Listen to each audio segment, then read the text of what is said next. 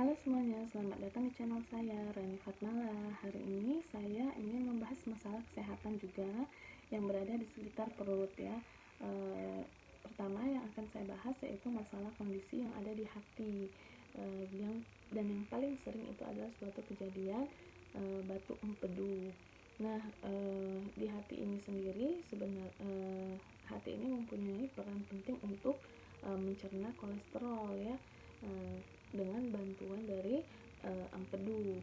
Nah, di mana hati ini sendiri memiliki kantong empedu ya, yang merupakan saluran atau organ kecil ya di bawah hati, yang fungsi empedu ini adalah memberi warna pada tinja ya, seperti warna kuning kecoklatan seperti itu. Jadi dia ke proses penggalangan ya. Nah, biasanya pada batuk empedu ini terjadinya penumpukan kolesterol ya dan bilirubin di saluran empedu seperti itu. Nah, proses penumpukan ini biasanya terjadi pada orang-orang dengan obesitas atau yang sering mengonsumsi kolesterol yang berlebih ya, sehingga terjadi penumpukan dan kemudian yang makin lama akan menutup saluran empedu, sehingga makin lama makin terasa nyeri nantinya. Nah, nyerinya ini yang akan dirasakan di bagian kanan atas perut sampai ke tengah perut. Nah, gejala yang lain yang paling sering timbul itu adalah karena tadi empedu menghasilkan warna kuning, sehingga bila tidak diteruskan ke tinja atau ke saluran pembuangan, maka cairan tersebut akan menumpuk di kulit seperti itu ya, atau di mata yang paling sering terlihat ya. Jadi matanya berwarna kuning atau air kencing yang berwarna kuning ya, seperti itu, kuning kehitaman.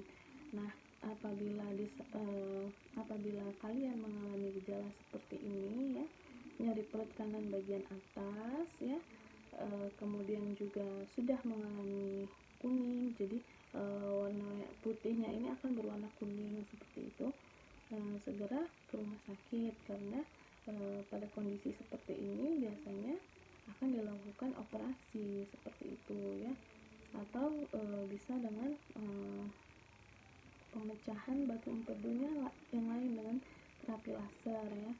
Nah, apa saja resikonya? Yang paling banyak ternyata penderitanya adalah perempuan ya, dengan usia rata-rata lebih dari 40 tahun ya, dan dengan kondisi obesitas ya, atau badan yang gemuk ya, seperti itu.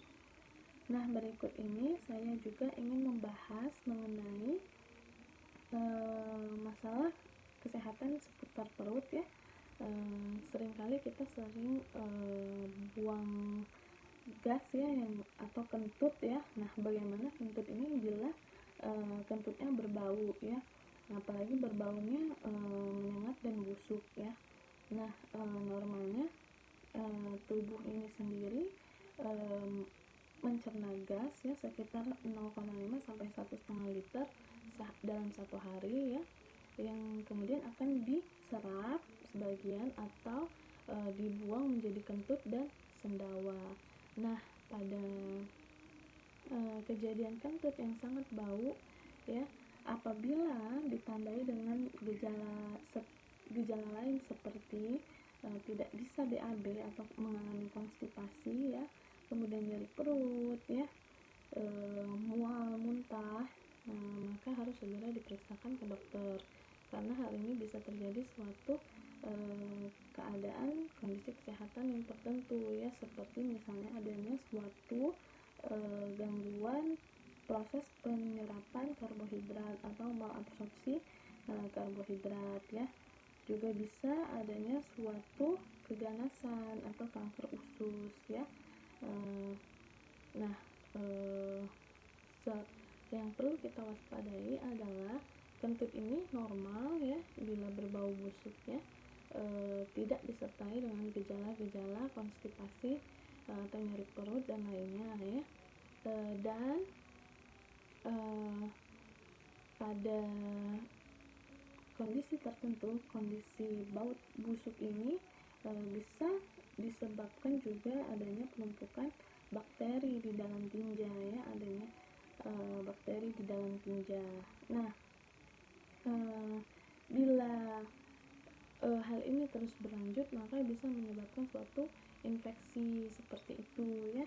Nah, pada anak-anak juga kita perlu waspada, ya, apabila kentutnya berbau busuk, ya.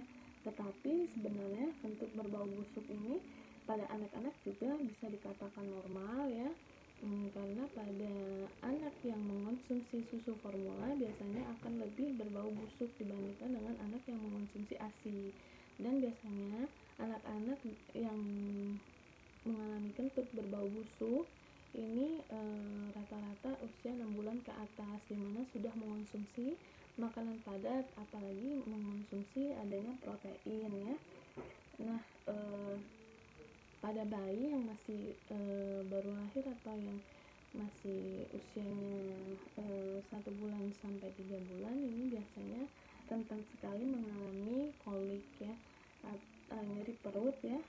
Kolik itu adalah suatu nyeri perut yang ditandai dengan anak bisa menangis lebih dari 3 jam, ya, selama lebih dari 3 hari dalam 1 minggu, ya, dan menetap lebih dari 3 minggu. Tetapi bila orang tuanya khawatir, ya, boleh segera diperiksakan ke dokter, seperti itu. Nah, sekian dari saya. Apabila ada yang ditanyakan, silakan DM Instagram. Terima kasih.